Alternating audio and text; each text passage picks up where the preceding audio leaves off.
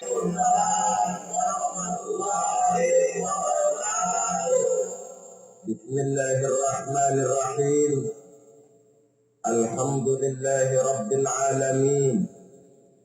Wassalatu wassalamu ala asyrafil anbiya'i wal mursalin, imamil muttaqin, sayyidil ghurril muhajjalin, wa ala alihi wa sahbihi ajma'in, amma ba'du.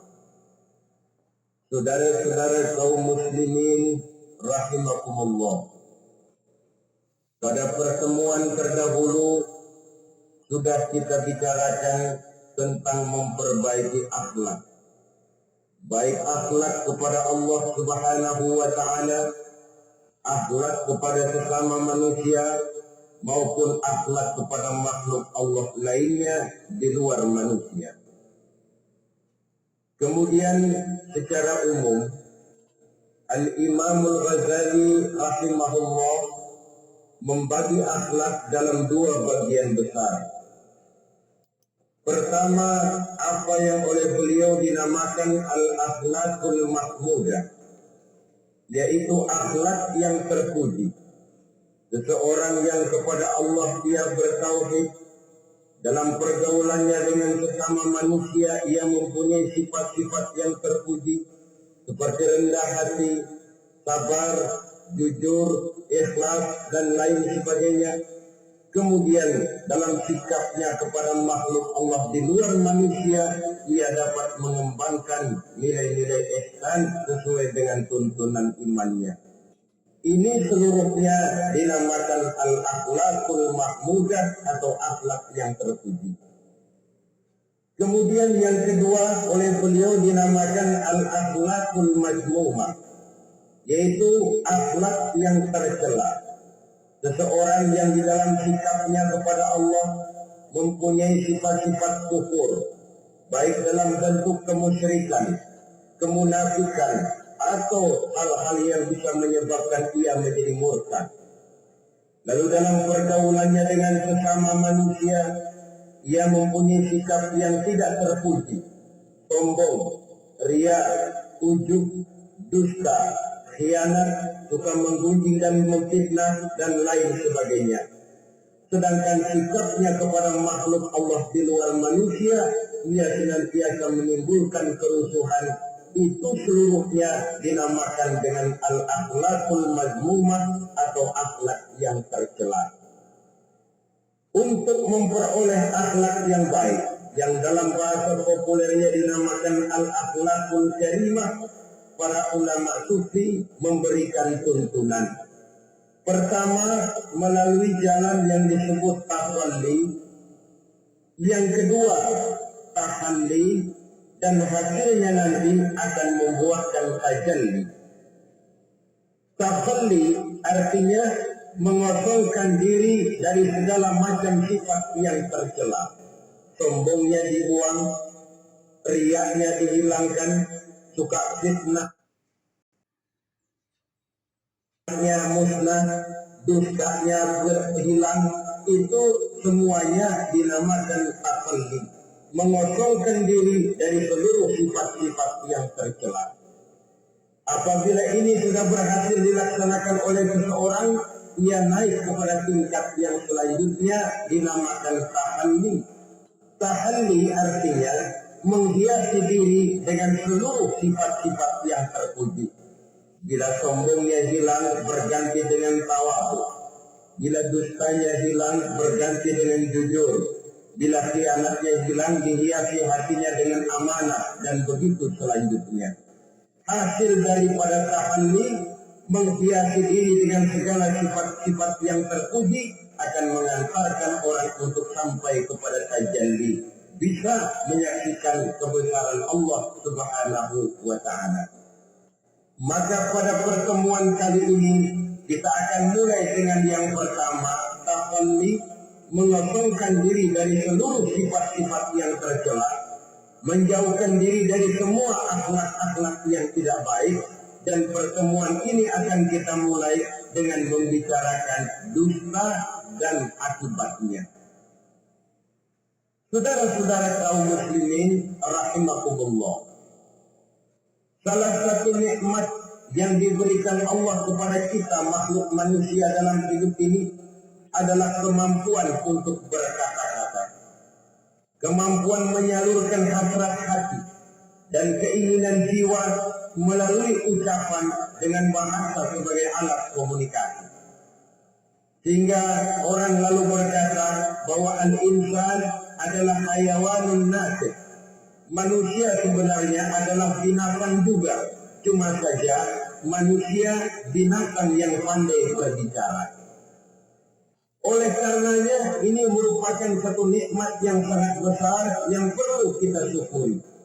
Lidah bisa menempatkan seseorang pada posisi yang tinggi, lidah juga bisa menempatkan orang pada posisi yang paling rendah. Karena lidahnya orang dipuji, karena lidahnya orang dicaci maki dan dicela. Pendeknya seperti kata pepatah, al-lisan saghirul jirmi azimul jurmi. Lidah itu walaupun kecil bentuknya tetapi besar akibatnya. Hampir sebagian besar dari kesulitan-kesulitan yang menimpa manusia pada mulanya disebabkan oleh lidahnya. Sehingga pepatah mengatakan salamatul insan fi hifdzil lisan. Manusia akan selamat apabila dia pandai menjaga lidahnya. Seperti orang kita bilang, lidah tidak bertulang. Artinya bicara kadang-kadang demikian enak, bicara kadang-kadang demikian nikmat, tidak terasa akan membawa akibat yang tidak pernah kita perhitungkan sebelumnya. Oleh karenanya, salah satu yang menyebabkan manusia bisa turun nilai kemanusiaannya apabila dia telah mempergunakan lidahnya untuk suatu yang lazimnya kita namakan dusta. Apa sebenarnya dusta itu? Dikatakan al-kadzib huwa adamu mutabaqatil khabar lil waqi'. Dusta ialah tidak adanya persesuaian antara berita dengan kenyataan. Itu yang dinamakan dusta. Berita tidak sesuai dengan kenyataannya. Nah, bentuknya bisa mengada-ada, bisa menambah-nambah, ataupun mengurang-ngurang. Itu bentuk-bentuk daripada tidak sesuainya berita dengan kenyataan. Mengada-ada, yang tidak ada diada-adakan, itu jelas merupakan dusta. Kemudian menambah-nambah, beritanya sebenarnya cuma 1 meter, tapi disampaikan orang kepada kita 5 meter, yang 4 meter tambahan. Disitulah kemungkinan terjadinya penyusupan-penyusupan berupa dusta adanya. Ataupun mengurang-urang. Beritanya sebenarnya 8 meter, sampai ke kita cuma 2 meter. Yang 6 meter, berita itu dikorup. Itu juga sudah bagian tersendiri daripada yang dinamakan dusta. Oleh karenanya kita harus berusaha. Pertama dari sifat mengada-ada. Yang tidak ada diada-adakan, itu jelas dusta. Dan ini pekerjaan paling enak memang. Orang seakan-akan terpesona, orang seakan-akan kagum, padahal kita mengada-ada. Barang yang tidak ada diada-adakan. Rasul juga pernah, saudara-saudara, tapi bernada seperti ini, namun jujur. Suatu saat beliau sedang duduk, ada seorang perempuan mengendarai onta, sudah tua sekali ontanya. Lalu Rasul bangun lalu menegur orang tadi, "Bu, kenapa naik anak onta?" katanya. Perempuan ini bilang, "Ya Rasul, yang saya kendarai ini bukan anak onta, tapi biang onta." Begitu. Iya, tapi dia punya ibu kan? Onta ini punya. Nah, kalau dia punya ibu kan artinya dia anak juga. Ya memang. Nah, kalau begitu kan artinya ibu memang naik anak onta. Nah ya iya kalau itu sih. Kelihatannya mengada-ada, tapi memang benar begitulah adanya. Pura untuk menghidupkan suasana, tapi tidak terlalu berlebih-lebihan. Yang kedua jenis daripada dusta itu menambah-nambah. Ini juga paling enak. Orang sering bilang kalau kita ngirim duit jangan harap kurang, jangan harap tambah. Tapi kalau kita ngirim berita jangan harap kurang. Duit kita kirim kepada orang jangan harap tambah. Kurang jangan harap kurang, atau jangan harap tambah, kurang bisa. Tapi kalau berita kita kirim kepada seseorang, jangan harap kurang itu berita, nambah bisa. Atau kemudian mengurang-urang, ini juga termasuk jenis daripada dusta. Baik mengada-ada atau menambah-nambah, kemudian mengurang-urangi, seluruhnya merupakan pekerjaan yang paling enak. Kita anggap sesuatu yang biasa, padahal akibatnya nanti akan menjadi luar biasa.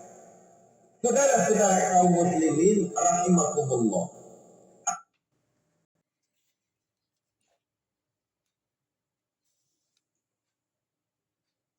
Terlebih dahulu kita tayangkan Al-Quran dan Al-Hadis serta dalil-dalil daripada permasalahan dusta ini. Dari Al-Quran dan Hadis diantaranya surah Al-Munafikin ayat 1 dan surah An-Nahl ayat 105. Kita dengarkan dan kita simak bersama.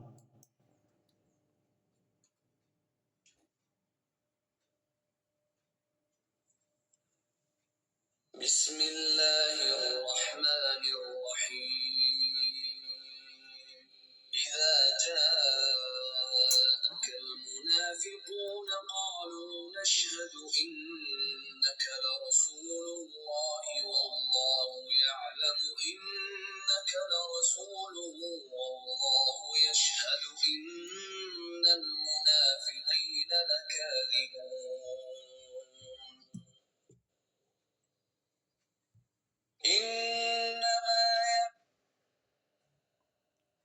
Apabila orang-orang munafik datang kepadamu Muhammad, mereka berkata, kami mengakui bahwa engkau adalah Rasul Allah dan Allah mengetahui bahwa engkau benar-benar Rasulnya, dan Allah menyaksikan bahwa orang-orang munafik itu benar-benar pendusta.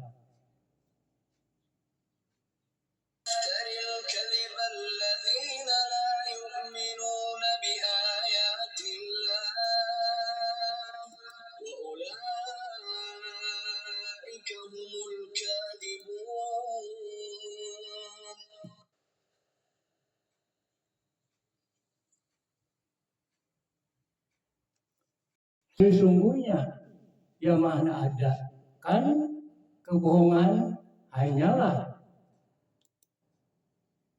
orang-orang yang tidak beriman kepada ayat-ayat Allah, dan mereka itulah pembohong.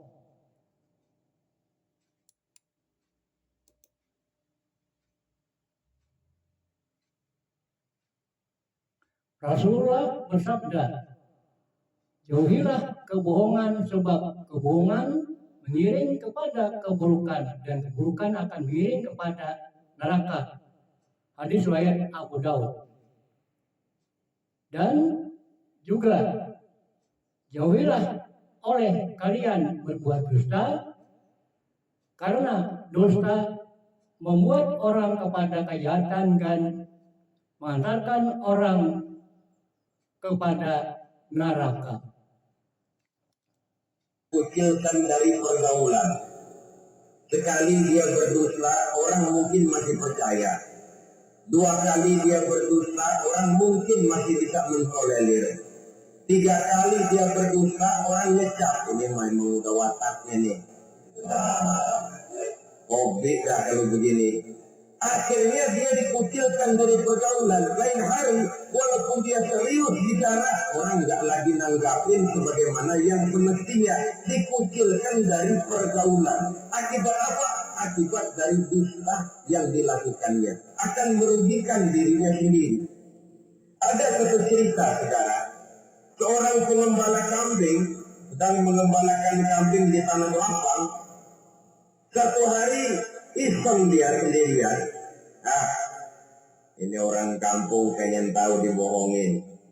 Teriak dia, "Tolong, ada serigala, ada serigala." Mendengar teriakan ini karuan, satu kampung orang nyaris keluar semua. Yang bawa pentungan, yang bawa golok, yang bawa pisau. Mana serigalanya, mana? Ini pengembala tadi nyengir. Kagak ada.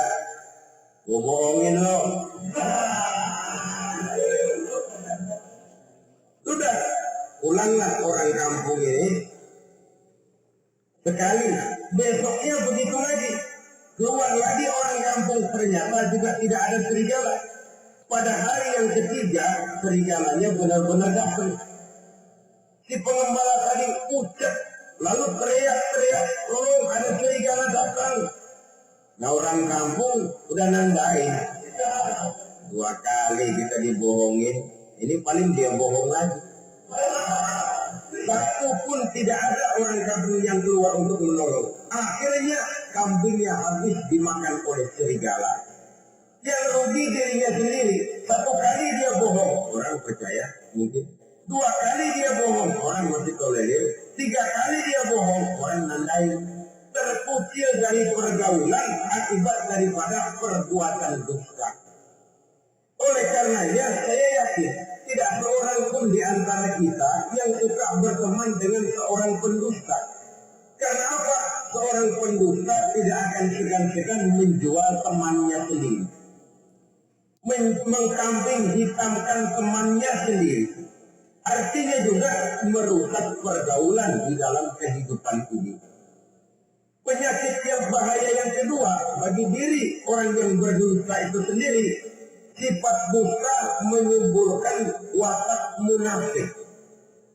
Nabi bersabda, "Ayatul munafiki salatun." Tanda-tanda orang munafik itu ada 3. Tandanya, biasanya kalau tandanya ada, ya munafiknya insya Allah ada. Jual temannya sendiri. Mengkambing hitamkan temannya sendiri. Artinya juga merusak pergaulan di dalam kehidupan ini. Penyakit yang bahaya yang kedua bagi diri orang yang berdusta itu sendiri, sifat dusta menyuburkan watak munafik. Nabi bersabda, "Ayatul munafiki salatun." Tanda-tanda orang munafik itu ada 3. Tandanya, biasanya kalau tandanya ada, ya munafiknya insya Allah ada. Apa tanda orang munafik itu? Pertama, idza haddatsa